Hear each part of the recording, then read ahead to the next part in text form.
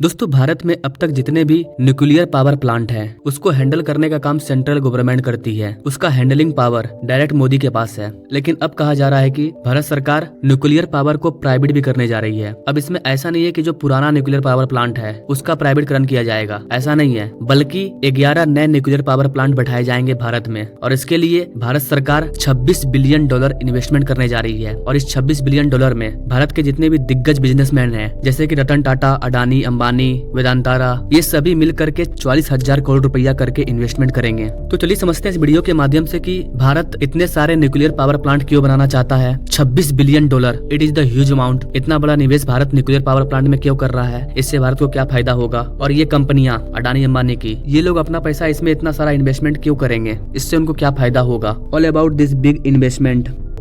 नमस्कार दोस्तों, मैं हूं विकास और आप देख रहे हैं ऑल इंडिया अफेयर्स। गाइस, अपने प्यारे भारत की जो nuclear power corporation of India limited है, इसका कोई अलग से मंत्रालय नहीं है कि वो इसे डील करेगा या इसे मैनेज करेगा। इसे डायरेक्ट भारत सरकार मैनेज करती है, जिसे हम लोग NPCIL कहते हैं। बस यही एक PSU है जो कि भारत में न्यूक्लियर पावर प्लांट को मैनेज करती है। लेकिन अब भारत सरकार चाहती है कि भारत में जो न्यूक्लियर पावर प्लांट है जो सरकारी है वो सरकारी है, लेकिन अब जो न्यूक्लियर पावर प्लांट बनाए जाएंगे उसके लिए भारत सरकार बड़े बड़े बिजनेसमैन को आगे ला रही है कि अब आप अपना पैसा न्यूक्लियर पावर प्लांट में भी लगा सकते हैं। इससे फायदा क्या होगा? फायदा तो बहुत सारा है, मैं आगे बताऊंगा, लेकिन जो मेन फायदा है वो ये होगा कि भारत को न्यूक्लियर पावर का एनर्जी मिलेगा, जिससे लोगों के घर में बिजली मिलेगी। मतलब जहाँ भी बिजली की जरूरत है उस बिजली की आपूर्ति होगी। कंपनियों को ये फायदा होगा कि कंपनियों का इससे बिजनेस चलेगा, क्योंकि जो भी बिजली बनेगा उसे फ्री में तो नहीं बेचा जाएगा। ओवरऑल भारत को फायदा ये होगा कि अब तक जो बिजली बन रहा है वो या तो हाइड्रो पावर प्लांट है, कोयले को जला करके बना रहे हैं हम लोग, लेकिन ये जो न्यूक्लियर पावर प्लांट होगा ये रिन्यूएबल एनर्जी होगा।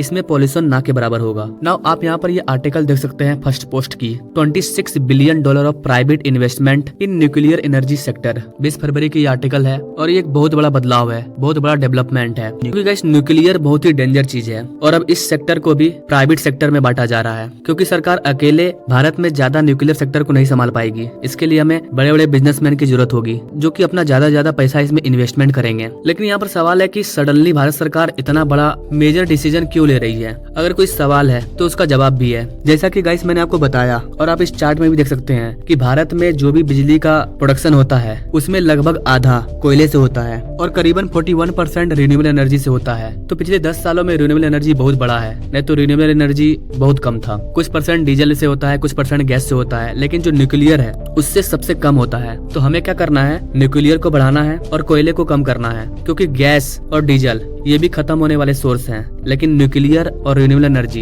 ये दोनों कभी खत्म नहीं होंगे, इसलिए हमें इसे बढ़ाना है। तो अभी प्रॉब्लम क्या है कि भारत में जो भी न्यूक्लियर पावर प्लांट है उससे भारत का 2% इलेक्ट्रिसिटी ही प्रोड्यूस होता है, जिसे भारत सरकार बढ़ाना चाहती है। अगर न्यूक्लियर पावर प्लांट की बात करें तो भारत में अभी टोटल 7 न्यूक्लियर पावर प्लांट है, जिसमें की टोटल 22 न्यूक्लियर रिएक्टर है। और अगर न्यूक्लियर पावर की बात करें तो 6780 मेगावाट का न्यूक्लियर पावर हम लोग न्यूक्लियर एनर्जी से प्रोड्यूस करते हैं। जैसे जैसे अपना प्यारा भारत डेवलप कर रहा है वैसे वैसे हमारी एनर्जी डिमांड बढ़ती जा रही है। और अगर हम अपने एनर्जी डिमांड को कोयले से पूरा करेंगे तो फिर हम पोल्यूशन को कभी कम नहीं कर पाएंगे, क्लाइमेट चेंज को कम नहीं कर पाएंगे, जीरो कार्बन इमिशन का जो टारगेट है उसे नहीं पूरा कर पाएंगे समय पर। इसलिए भारत सरकार न्यूक्लियर एनर्जी की तरफ जा रही है। इसके अलावा सरकार का टारगेट है कि 2031-32 तक हम न्यूक्लियर पावर प्लांट से एटलीस्ट कम से कम 22 से 23,000 मेगावाट का एनर्जी प्रोड्यूस करें, जो कि एट प्रेजेंट टाइम में 7 से 7,500 के आसपास है। तो हम इससे बहुत पीछे हैं, 7 या 21, यानी कि अपने टोटल टारगेट का मात्र 35% एनर्जी हम प्रोड्यूस कर रहे हैं। तो भारत अभी न्यूक्लियर पावर से एनर्जी के मामले में काफी पीछे है, बहुत कम है हमारा रेंज, हमारा टारगेट बहुत बड़ा है। इसलिए भारत अब 11 नए न्यूक्लियर पावर प्लांट को बैठाने जा रहा है। $26 बिलियन रुपया खर्च किया जाएगा।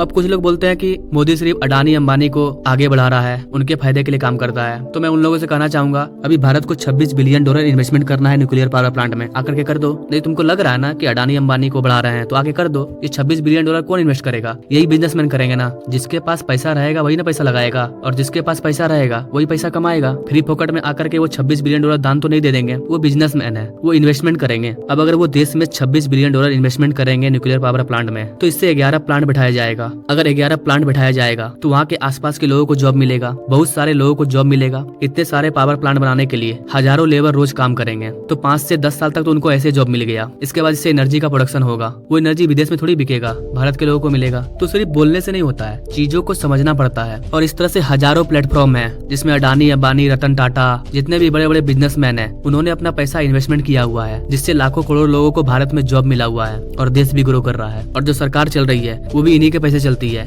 सबसे ज्यादा टैक्स यही लोग देते हैं। आम आदमी जो टैक्स देता है वो तो देता ही है, लेकिन अंबानी, अडानी, इनके पास कितना पैसा है उसका ये जीएसटी भरते होंगे जो अरबों में होता होगा। उससे देश का डेवलप हो रहा है ना। रिपोर्ट पर आते हैं, भारत में ये जो नया 11 न्यूक्लियर पावर प्लांट बनाया जाएगा, इससे भारत को 8700 मेगावाट का बिजली मिलेगा। और पहले से ही इतना है, यानी कि जितना न्यूक्लियर पावर से एनर्जी अभी मिल रहा है उसका डबल हो जाएगा 11 प्लांट बनने के बाद। इसके अलावा भारत सरकार एक फास्ट ब्रीडर रिएक्टर लेकर के आ रही है, जिससे कि अलग से 500 मेगावाट का बिजली मिलेगा। इसके अलावा सरकार के द्वारा 10 इंडिजिनस हैवी वाटर रिएक्टर को भी लाया जा रहा है, जिसकी अलग से कैपेसिटी होगी 700 मेगावाट की। मतलब सरकार आने वाले 5 से 6 सालों में सिर्फ न्यूक्लियर एनर्जी के क्षेत्र में इतने सारे प्रोजेक्ट पर काम करेगी, जिससे कि अब तक भारत में जितना भी न्यूक्लियर पावर प्लांट से एनर्जी मिल रहा है उसका डबल से भी ज्यादा एनर्जी हमें मिलेगा 2030-31 तक। और हमारा जो टारगेट है उसको हम पूरा कर पाएंगे। सरकार चाहकर भी इतना पैसा इसमें इन्वेस्टमेंट नहीं कर पाती, इसलिए सरकार ने प्राइवेट कंपनियों को न्यूक्लियर सेक्टर में जुड़ने के लिए कहा। और चूंकि पीएम मोदी के बात पर सारे बिजनेसमैन को विश्वास है, इसलिए वो अपना पैसा इन्वेस्टमेंट करने के लिए तैयार हैं। तो गाइस, ये भारत में पहली बार देखने को मिल रहा है कि न्यूक्लियर पावर जैसे स्ट्रेटेजिक सेक्टर में भी प्राइवेट कंपनियों को मौका मिल रहा है। ऐसा करने का बहुत सारा रीजन है जो कि मैंने आपको बता दिया। सबसे बड़ा रीजन ये है कि भारत सरकार चाहती है कि 2030 तक भारत के अंदर जिन भी चीजों से हम एनर्जी प्रोड्यूस कर रहे हैं उसमें 50% योगदान रिन्यूएबल एनर्जी का हो